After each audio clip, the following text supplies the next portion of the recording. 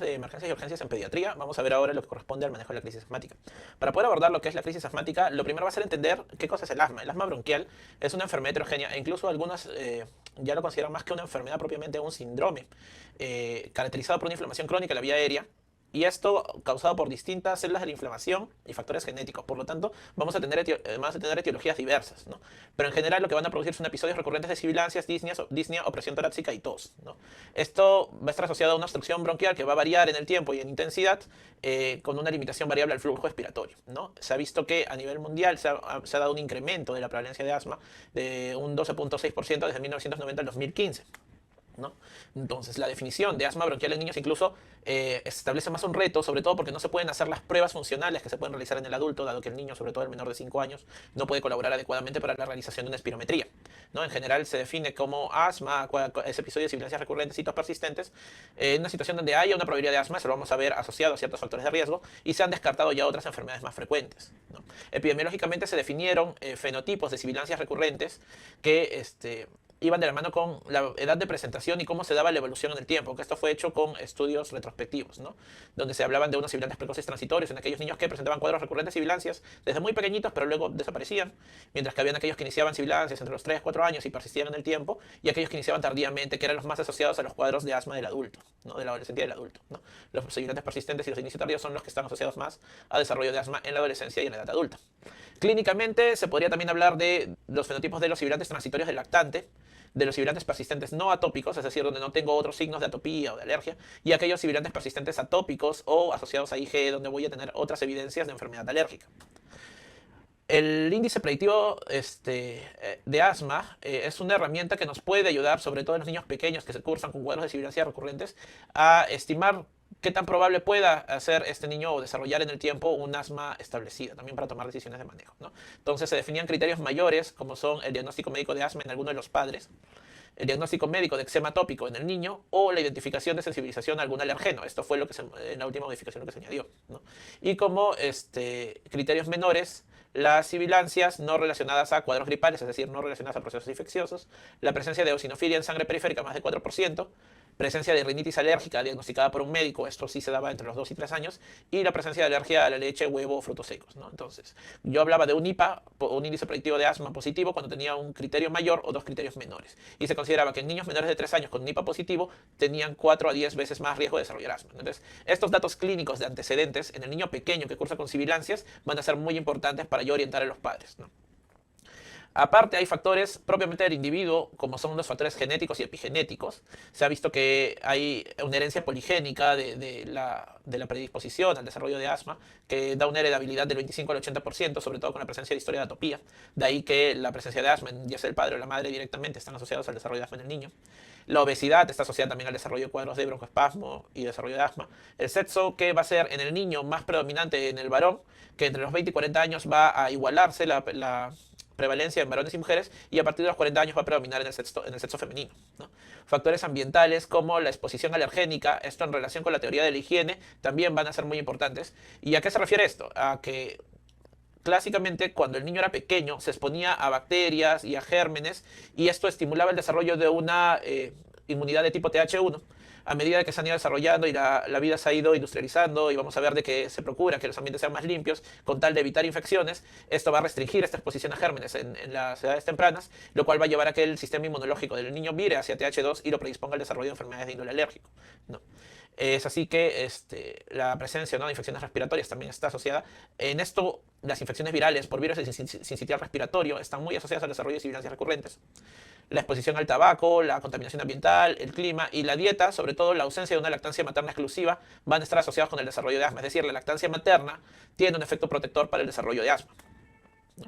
Entonces, ¿cómo hacemos el diagnóstico? En realidad, en los más pequeños, en los lactantes y preescolares menores de 5 años, va a ser un reto, ¿no? Es complejo, hay que valorar los síntomas propios de la enfermedad y la ausencia de diagnósticos alternativos, ver los antecedentes tanto personales como familiares, los factores ambientales, y hay que buscar hallazgos específicos en el examen físico, buscando signos de atopía que me puedan orientar a la presencia de un asma, sobre todo de tipo alérgica. Como en los niños pequeños no colaboradores, no se pueden utilizar pruebas complementarias, como sería la espirometría. En los niños colaboradores sí, lo ideal es hacer una espirometría forzada y de preferencia con una prueba de broncodilatación, que lo que me va a valorar es la reversibilidad que se manifiesta como un aumento del volumen expiratorio forzado en el primer minuto mayor a 12% del basal o mayor al 9% del teórico para la edad, ¿no? Cuando este es negativo, lo que yo podría valorar es una prueba de provocación, es decir, estimular un broncoespasmo que puede ser con ejercicio o con medicamentos. Y si es que este es positivo, vamos a ver una disminución del volumen expiratorio forzado en el primer minuto mayor del 10%, ¿no? Aunado a esto, se recomienda, si es que tengo signos de atopía, el estudio de sensibilización para alergenos, que se puede hacer con un prick test o con algunas otras pruebas inmunológicas, ¿no? Entonces, esto es un algoritmo del GEMA, de la Guía Española para el Manejo del Asma, del diagnóstico de asma en niños, ¿no? Entonces voy a hacer una historia clínica y una exploración que me van a orientar a la sospecha de asma. Con esto pasaré a una prueba expiratoria basal con broncodilatación, con prueba de broncodilatación. Si encuentro un patrón obstructivo, que se categoriza por este cociente de volumen expiratorio forzado y sobrecapacidad virtual forzada, menor de 0,85 o 0,9, vamos a ver, si es que tengo la prueba, la posibilidad de hacer la espirometría, voy a hacer mi prueba de broncodilatación. Si mi prueba de broncodilatación es positiva, el diagnóstico ya está hecho, es un cuadro de asma. Si mi prueba de broncodilatación es negativa, tendré que pasar a una prueba de provocación.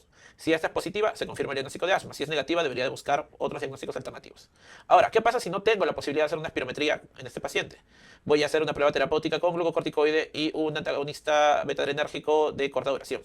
Si es que en 6 a 10 semanas con este tratamiento tengo una buena respuesta, entonces estoy frente a un cuadro de asma. Pero si la respuesta es mala o es parcial, deberé de buscar diagnósticos alternativos. ¿Y qué diagnósticos alternativos? En realidad existen múltiples. La displasia broncopulmonar, acá vamos a tener que buscar en etapa neonatal el uso de oxígeno, el antecedente de prematuridad, las presencias de anomalías congénitas en la vía aérea superior, que a veces pueden cursar más con estridor y también con sibilancias intermitentes, las anomalías congénitas de la vía aérea inferior o anomalías esofágicas.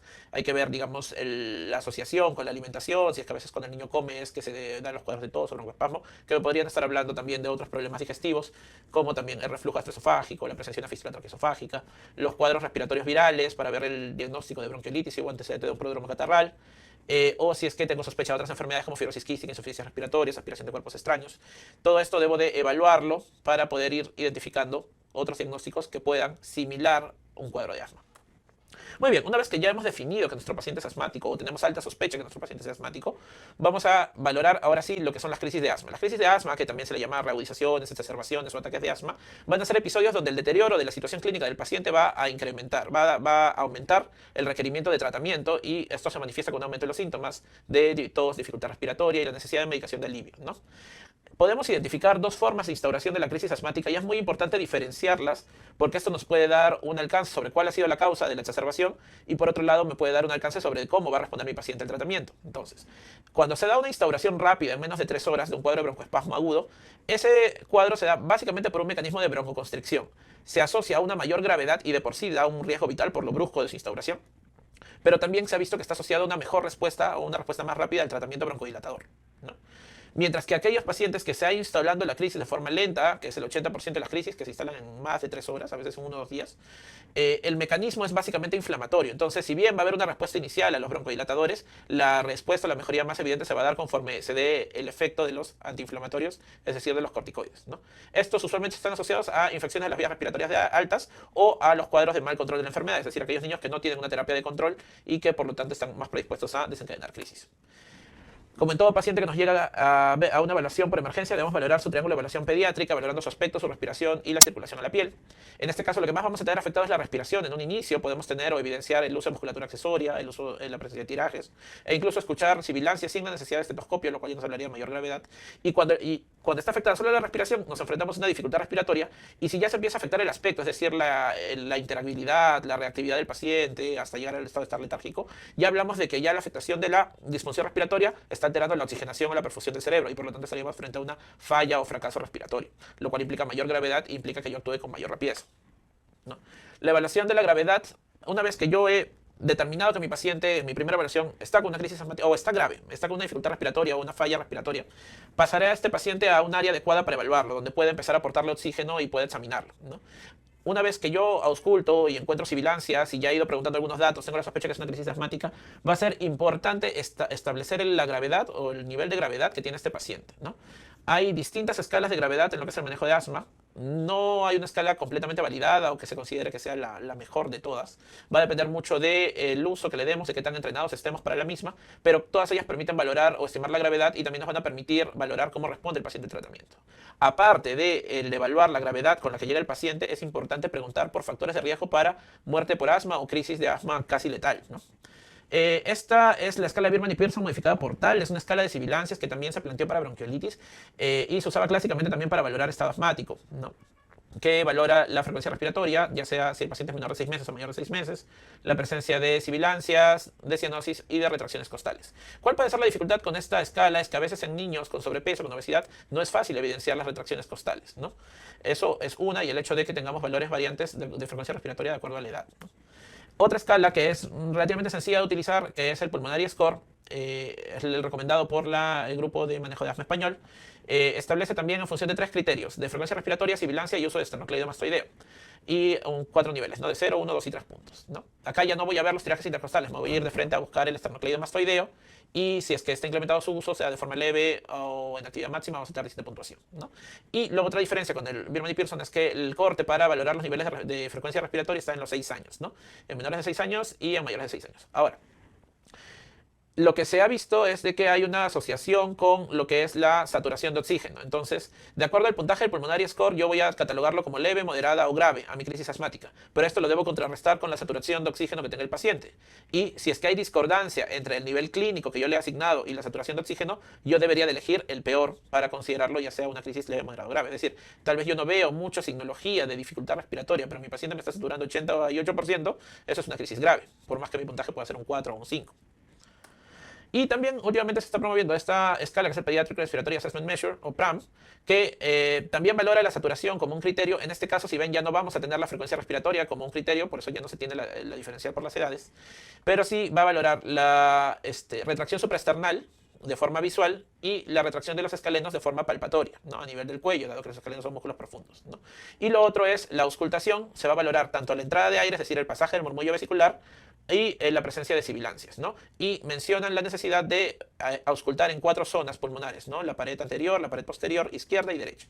Sí, para yo decir que hay un hallazgo anormal a nivel auscultatorio, esto debería presentarse en más de 2 zonas de auscultación, ¿no? Y si es que hay asimetría en cuanto a los pulmones, tomaré el valor de aquel que está más afectado, ¿no?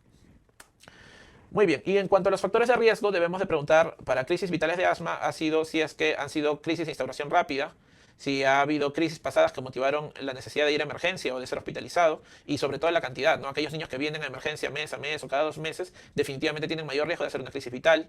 Si es que han requerido ingresos previos a cuidados intensivos o el uso de ventilación mecánica, también me predisponen a ese niño, está más predispuesto a desarrollar una crisis vital nuevamente. Aquellos que están relacionados con el control va a ser aquellos pacientes de que no tienen un control periódico de su enfermedad, y los que abusan de los agonistas beta-2 adrenérgicos de acción corta, ¿no? Son los niños que, claro, sienten que les falta el aire un poquito y se están administrando el salbutamol y se gastan 2, 3 frascos de salbutamol al mes. Cuando hay alguna comorbilidad cardiovascular o si es que hay condiciones psicológicas, psiquiátricas o sociales que dificulten la adhesión al tratamiento, ¿no? Sobre todo cuadros de negación de la enfermedad, ansiedad, depresión, psicosis que se pueden presentar, ¿no? Esta es de acuerdo al GINA, que factores de riesgo están asociados a muerte relacionada con asma, la historia de asma casi fatal que requirió ventilación mecánica, la presencia de múltiples hospitalizaciones o visitas de emergencia previas durante el año pasado, el que no esté usando o haya dejado de usar corticoterapia oral recientemente, el que no esté usando corticoterapia inhalatoria para control de enfermedad, el sobreuso de beta-2 agonistas de acción corta, sobre todo cuando se ha usado más de un frasco de salbutamol al mes o del equivalente que utilice el paciente, cuando hay una pobre adherencia al uso de corticoides inhalados, cuando hay historia de enfermedad psiquiátrica o problemas psicosociales, alergia a alimentos o comorbilidades severas como neumonía, diabetes, arritmias, que están asociadas a mayor mortalidad en los pacientes con exacerbación asmática. Entonces, el manejo de la crisis asmática siempre es secuencial. Dependiendo del grado de crisis, de la gravedad de la crisis, voy a hacer un tratamiento más agresivo o menos agresivo, ¿no? Entonces, si yo catalogo mi crisis como una crisis leve, básicamente haré una sola dosis de 2 a 4 inhalaciones con salbutamol y revaloraré en 15 minutos. Si hay mejoría, el paciente lo doy de alta con sus indicaciones de salbutamol o de el beta-2 agonista de acción corta que utilice, ¿no? Si es que en cambio no responde, lo catalogaré como una crisis moderada. O si es que desde el inicio ya tiene signología para un puntaje de crisis moderada, ya daré una terapia mayor de 6 a 8 pulsaciones de salbutamol con cámara cada 20 minutos por 3 dosis. O si no, utilizar nebulización, salbutamol nebulizado 0,15 miligramos, máximo 5 miligramos cada 20 minutos hasta 3 dosis, ¿no? Lo reevaluaré después de mi terapia de crisis y si es que responde le doy de alta. En este caso ya debería iniciar un corticoide vía oral y el uso de beta-2 agonistas a demanda dentro de un plan que debe estar escrito, ¿no? Si no respondes, te trataría de una crisis grave y esta crisis debe de manejarse de forma intensiva con nebulizaciones o con pulsaciones de salbutamol hasta 10 pulsaciones. También se va a asociar bromuro de hipatropio y vamos a usar los corticoides de preferencia por vía oral y vamos a valorar el ingreso para observación de este paciente o la referencia a un establecimiento de mayor complejidad si es que estamos en periferia, ¿no? Hablando de la medicación, los beta-2 agonistas de acción corta van a ser la primera línea de tratamiento, ¿no? Son los que se han demostrado mayor efectividad y menores efectos secundarios cuando son por vía inhalada. Últimamente se prefieren los inhaladores presurizados, utilizando una cámara espaciadora, que es los MDIs, que van a contener usualmente una dosis de 100 microgramos de salbutamol por pulsación. Y se deben administrar de 2 a 10 pulsaciones. Las dosis van de 2 a 10 pulsaciones. El uso de salbutamol en solución para nebulizar puede ser recomendada cuando el paciente requiere algún aporte de oxígeno, aunque algunos recomiendan el uso de cánulas binasales sobre las cuales se puede dar la inhalación sin mayor problema, ¿no? En la actual pandemia hubo mucho la controversia del uso de nebulización y de hecho, digamos, en la mayoría de hospitales se suspendió el uso de nebulizaciones hasta que se tuviera una prueba molecular e incluso actualmente en nuestra emergencia, en el Instituto Nacional de Salud del Niño, no usamos mucho nebulizaciones, ya nos hemos acostumbrado más a utilizar los MDIs para terapias de crisis, ¿no? Es importante el saber cómo utilizar la aerocámara porque si no se utiliza de forma adecuada no se puede administrar el medicamento de forma adecuada, ¿no? Entonces, muy importante agitar el inhalador antes de colocarlo en la aerocámara y luego hacer la presión y pedirle al paciente que inspire. Esto es en un niño que colabora, ¿no? Si es que el niño no colabora, no va a usar la boquilla de la cámara espaciadora, sino va a usar la máscara y con la máscara tendrá que estar unos 30 segundos, ¿no? Después de yo oprimir, o unas 8 a 10 respiraciones y después de oprimir el inhalador, dejar que respire y luego darle un descanso de 5 a 10 segundos antes de dar la siguiente pulsación, ¿no? Es decir, si yo indico 2 PAF o 2 pulsaciones, no es que le ponga a la aerocámara y presione 2 veces, no, tengo que hacer una, que el niño respire y luego dejarlo descansar unos 5 a 10 segundos y hacer la siguiente, ¿no? Es recomendado de que las aerocámaras sean valvuladas, de preferencia, y de preferencia de algún material que no tenga tanta carga electrostática donde se pueda quedar pegado el medicamento. El bromuro de hipatropio, que es un anticolinérgico, también va a ser un medicamento utilizado para el manejo de crisis asmáticas moderadas a severas. Se recomienda que se pueda dar junto con el salbutamol cada 20 minutos en las primeras 2 horas de forma eficaz y segura, ya sea por vía nebulización o por vía inhalación.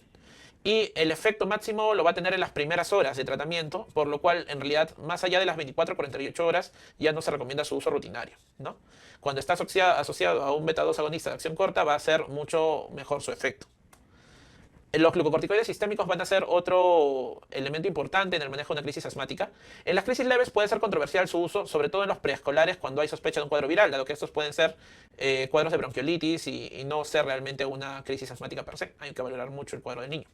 Y en los mayores de 5 años, en cambio, sí se va a recomendar porque su uso precoz va a tener mayor beneficio, ¿no? Siempre la vía oral es la preferida, dado que los estudios no han demostrado mayor diferencia en efectividad entre la vía oral y la vía parenteral. Entonces, vamos a preferir la vía oral, ya sea con prednisona o prednisolona en una dosis de 1 a 2 miligramos por kilo día, con una dosis máxima de 60 en 2 dosis, ¿no? De 3 a 5 días o hasta que se dé la resolución de síntomas.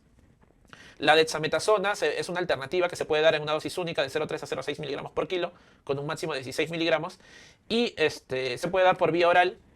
Y si no, podríamos utilizar la vía parenteral. La ventaja que tenemos en la dexametasona es que es mucho más fácil de conseguir y se puede administrar por vía intramuscular, ¿no? Entonces, por vía parenteral se va a utilizar cuando no hay disponibilidad de la vía oral. ¿Y qué medicaciones podemos utilizar? En realidad, la metilprednisolona es una de las que está más recomendada últimamente, con una dosis de 1 a 2 miligramos por kilo día, o una dosis, algunos recomiendan dar una dosis de carga de 1 a 2 miligramos por kilo y luego dar 1 a 2 miligramos kilo día en 1 o 2 dosis al día, por 3 a 10 días, y en cuadros de estado asmático, es decir, donde no responde el paciente rápidamente a la terapia inhalatoria, se podría incluso establecer 2 miligramos por kilo dosis cada 6 horas, disminuyendo esto luego a 0,5 miligramos kilo dosis cada 6 horas, ¿no? La hidrocortisona se recomienda, puede utilizarse de 2 a 4 miligramos por kilo dosis cada 6 horas, y la dexametasona a la misma dosis mencionada, que se va a dar por vía intravenosa o intramuscular en dosis única, dado que tiene la ventaja de tener un mayor tiempo de acción. En el manejo de la crisis, los glucocorticoides inhalados no tienen mucha evidencia para su uso en la crisis asmática. Habían algunos estudios que hablaban de usar megadosis de corticoides inhalados, pero no han demostrado mayor evidencia para control de crisis. Ahora, lo que sí debemos tener en cuenta es que si yo detecto un paciente que cumple los criterios de tratarse de un paciente asmático y que no ha estado yendo a un control periódico, yo podría valorar desde mi interacción en la crisis asmática añadirle el glucocorticoide inhalado en plan de luego explicarle que esto es para el manejo posterior. No tanto por controlar la crisis en ese momento, sino para ya iniciar su terapia de control de asma, ¿no? El sulfato de magnesio va a ser un medicamento que nos va a ayudar mucho en crisis graves que no responden a la primera línea de tratamiento. No se ha visto que disminuya las hospitalizaciones, pero sí mejora los síntomas y disminuye la necesidad de oxígeno, ¿no? Las dosis de tratamiento son de 40 miligramos por kilo con una dosis máxima de 2 gramos y se administran en 20 minutos. Hay algunos estudios que valoran el uso de sulfato de magnesio nebulizado. Podría haber alguna mejoría, pero se requieren más estudios todavía para dar una recomendación establecida. Hasta este punto es donde se tiene más evidencia de medicamentos que puedan ayudar a controlar la crisis. ¿Qué pasa cuando el paciente no responde a estos medicamentos? Vamos a ir ya con otras terapias que no tienen tanta evidencia que lo refuerce. Y usualmente son terapias que se administran ya en unidades de cuidados intensivos, ¿no? El salbutamol intravenoso se ha visto que podría tener un potencial beneficio clínico. Definitivamente se tiene que administrar en UCI porque va a requerir un monitoreo cardiovascular por el riesgo que tiene de desarrollar taquicardia u otras complicaciones a nivel cardiovascular. Y se debe usar siempre en paralelo junto con la terapia inhalatoria, ¿no? La aminofilina, que está dentro de las antinas, que se utilizaban previamente con mayor frecuencia, ya no se recomienda definitivamente en crisis leves o moderadas. Se reserva solo para cuadros severos que no responden a los broncodilatadores, ¿no? Se puede utilizar con una dosis de carga de 5 miligramos por kilo y luego una infusión que en menores de 10 kilos va a ser de 0,65 miligramos por kilo y en mayores de 10 kilos de 1 miligramo por kilo hora, ¿no?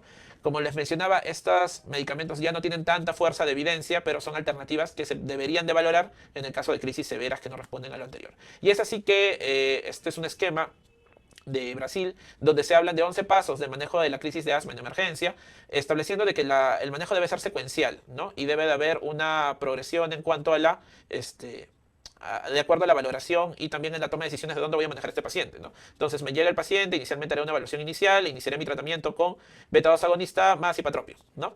Y voy a redefinir cómo está después de este tratamiento.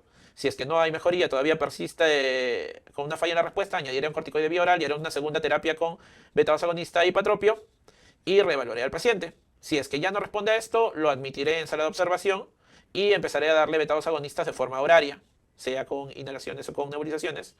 Ya acabamos perdiendo la evidencia, esta ya es evidencia C, y si no hay respuesta, luego ya estamos en 3 horas de tratamiento, pasaré a sulfato de magnesio, ¿no? Que, como les mencionaba, hasta acá tenemos la evidencia más fuerte, más contundente de uso de medicamentos, y ya pasado esto veremos el uso de aminofilina endovenosa, corticoide endovenoso, o ya el uso de beta-2 endovenosos, y definitivamente valorar el soporte ventilatorio en unidad de terapia intensiva. Los exámenes auxiliares no son necesarios de forma rutinaria en lo que es crisis asmática.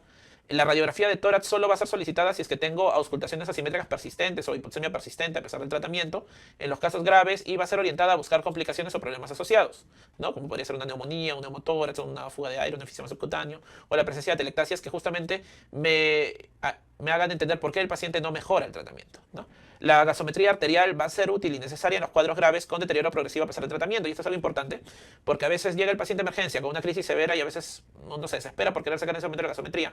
Y en realidad no, cuando el paciente recién llega hay que darle tratamiento, ¿no? Hay que darle tratamiento y salvo que veamos un cuadro de desmejoría progresiva o el paciente está teniendo alteración del sensorio, que sí me sería importante en ese momento valorar gasométricamente el paciente en insuficiencia respiratoria.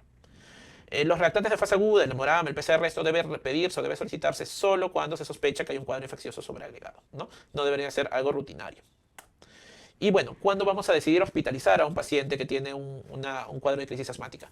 Por un lado, cuando no ha respondido a nuestro tratamiento inicial. Como ya vieron, vamos 2 horas de tratamiento, salbutamol, bromuro, corticoide sistémico y no hay respuesta. Ese paciente tendría que pasar por lo menos a una sala de observación y quedarse hospitalizado unas horas, ¿no?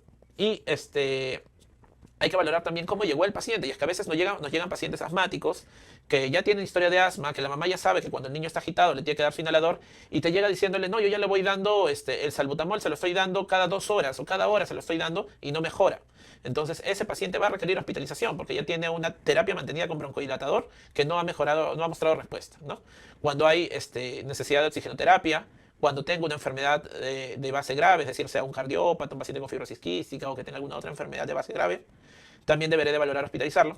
Si es que tengo algún criterio de crisis de gravedad, de rápida progresión o de crisis previa de asma casi fatal, debo de valorar hospitalizar para observar a este paciente. O si tenemos el factor social de mala adherencia al tratamiento o un difícil acceso a la atención sanitaria, también deberé valorar de hospitalizar a esos pacientes, porque son los pacientes que probablemente terminen retornando, ¿no? De nada me sirve a mí el dar la explicación si es que no tengo la certeza de que el padre las ha entendido y de que el padre va a cumplir con las indicaciones. Y cuando voy a hacer que este paciente tenga que pasar a cuidados intensivos es cuando mi tratamiento, a pesar de haber administrado todos los medicamentos de forma secuencial, persiste el paciente con dificultad respiratoria. Cuando tengo la necesidad de usar cuando tengo una saturación menor de 90 con FiO2 mayor del 0.4 o una PCO2 mayor de 45 a pesar del tratamiento, también deberé valorar el ingreso a cuidados intensivos. Y en lo que es el soporte ventilatorio que yo voy a dar, siempre se va a preferir iniciar con una terapia no invasiva de preferencia antes de el usar ventilación invasiva, debido a que a veces es un poco difícil poder dar una ventilación adecuada en un paciente con broncoespasmo, ¿no? En ese sentido, las cánulas nasales de alto flujo han sido un elemento que se ha asociado con una menor necesidad de ventilación invasiva y con un mayor confort y disminución de la disnea del paciente asmático, ¿no? Que debo de valorarlo como una alternativa. La presencia de arritmias, que pueden ser tanto secundario a la hipoxemia, al cuadro respiratorio en sí mismo, como al uso intensivo de la medicación, también pueden ser un criterio para que este paciente ingrese a cuidados intensivos, ¿no? Entonces, los puntos claves que hay que tener en cuenta con respecto al manejo de la crisis asmática es que debo de evaluar a mi paciente de forma rápida y objetiva, ¿no? Valorar desde que llega a mi triángulo de evaluación pediátrica, veo que tiene dificultad respiratoria o un fracaso respiratorio, trasladarlo al área adecuada y empezar a evaluar objetivamente qué hallazgos de dificultad respiratoria tienen, categorizarlos con algún score, el score que yo utilice en mi centro, y con eso empezar a tomar decisiones de tratamiento. Debo buscar los factores de riesgo para crisis grave, debo de también iniciar el tratamiento lo antes posible, y que sea un tratamiento sistematizado y agresivo de forma escalonada, ¿no? No es tampoco, es una crisis moderada, le doy todo de golpe, no, o sea, debería de ser progresivo de acuerdo al nivel de gravedad que tiene. Ya hemos visto que si es una crisis moderada, puedo iniciar con mi corticoide oral, con mi salbutamol, mi bromuro, y voy observando cómo responde el paciente, y de ahí pasar a un siguiente nivel, ¿no? De ahí que el tratamiento sea dinámico, no es que esto sea una receta y a todos los pacientes yo le voy a dar lo mismo. Tengo que evaluar cada paciente para determinar si es que voy a incrementar el nivel de tratamiento o ya empezar a reducirlo de acuerdo a su necesidad, ¿no?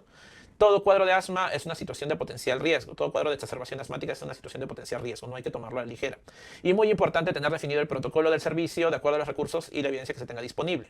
Es decir, si yo estoy en un centro de salud periférico, tengo que ver qué tengo disponible. Acá les he mencionado dosis de salbutamol, que es el ideal o el más recomendado. En inhaladores también es el más asequible. Pero tengo que ver si tengo disponible salbutamol. ¿Qué alternativas de tratamiento tengo disponible en mi establecimiento para yo saber cómo voy a actuar? Y si es que no tengo los recursos, cómo voy a hacer mi proceso de referencia a mi siguiente nivel de atención para que lo puedan compensar al paciente y restablecer su salud, ¿no? Entonces, esos protocolos deben de estar previamente establecidos para que cuando llegue el paciente en la situación de gravedad, yo no demore en pensar o en buscar qué alternativas tengo, ¿no? O sea, ya de tener seguro de que ya voy a usar esto, voy a hacer tal cosa y deberé de referirlo a tal establecimiento de forma pronta, ¿no?